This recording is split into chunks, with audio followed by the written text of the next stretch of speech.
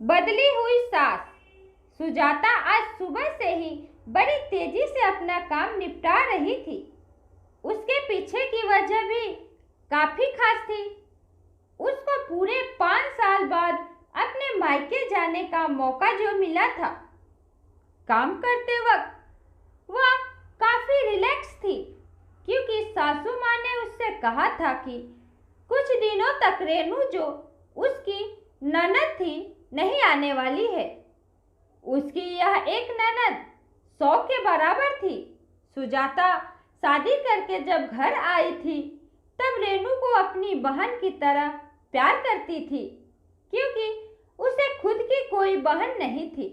लेकिन कुछ ही हफ्तों में ही उसे ये पता चल गया था उसकी ननद किसी जेलर से कम नहीं है। हालांकि रेनू का ब्याह हो चुका था, लेकिन उसे अपने ससुराल वालों की किसी भी प्रकार की चिंता नहीं थी। उसे जब मन करता था वह अपने मायके चली आती और मायके वालों पर अपना हुक्म चलाती, खासकर अपनी भाभी पर।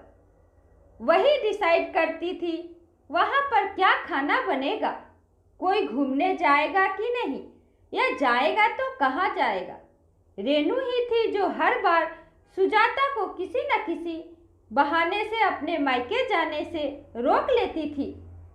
लेकिन आज का दिन कुछ अलग था, क्योंकि माँ के कहने पर सुजाता के पति ने उसके मायके जाने का इंतजाम कर दिया था। ट्रेन की भी टिकट बुक हो चुकी थी। सारा काम खत्म करने के बाद सुजाता अपने पति के साथ अपना सामान लेकर घर के बाहर निकली ही थी कि सामने से रेनू आते हुए दिखाई दी। रेनू जिसके मुंह पर बड़ी सी स्माइल और आंखों में चमक थी, वही दूसरी तरफ सुजाता की आंखों में उसको देखकर पानी आ गया था, जो बस आंसू के रूप में छलकना बाकी था। भैया भाभी के पास आकर रेनू ने कहा, क्यों भैया, कहाँ चले अपनी पत्नी के साथ सैर सपाटा करने के लिए? अपनी बहन को भूल गए क्या? रमेश ने कहा, कहीं सैर सपाटा करने नहीं, तुम्हारी भाभी को मायके छोड़ने जा रहा हूँ। अच्छा, मैं आई और भाभी जाएगी? क्या आपकी पत्नी को मेरा आना पसंद नहीं है? रेनू ने भाई और भाभी को टोंट मारते हुए कहा। मन में उदासी और आंखों में नमी लिए सुजाता पलटकर घर के अंदर जाने लगी, क्योंकि उसने मान लिया था कि इस बार भी रेनू की वजह से उसका मायके जाना कैंसिल हो जाएगा। लेकिन तभी सामने से उसकी सास आई और बोली, तुम दोनों अभी तक रेलवे स्टेशन नहीं गए क्या? गाड़ी के पीछे दौड़ते हुए जाओगे? रेनू बीच में टपकते हुए बोली, यह क्या कह रही हो माँ? मैं आई हूँ और आप भाभी को मायके भेज रही हो? क्या अब आपको मैं इतनी खटकने लगी हूँ? माँ ने रेनू को डांटते हुए कहा, तेरा क्या है बेटा, तेरे लिए ये मायका थोड़ी ही है, यह तो तेरे लिए एक पर्यटन स्थल है जहाँ तू जब जी चाहे जब अपने ससुराल में बोरियत महसूस करे आ जाती है। लेकिन वह बेचारी तो ऐसे नहीं करती, बल्कि वह तो जब जाना चाही तब भी अपने मायके नहीं जाती, इसलिए उसका अभी मायके जाना बहुत जरूरी है। मैं तेरे या मेरे या किसी और की वजह से उसका इस बार मायके जाना बिल्कुल रद्द नहीं होने दूंगी। पहले यह बता, तू तो कुछ दिनों के लिए नहीं आने वाली थी ना, फिर कैसे आ गई? रेनू, मैंने तो ऐसे ही कह दिया था। मैं देखना चाहती थी कि मेरे ना आने से भैया खुश होता है कि मुझे बुलाता है। हाँ हाँ, क्यों नहीं, कोई बुलाए या ना बुलाए, पर्यटन स्थल पर तो हर कोई जा सकता है।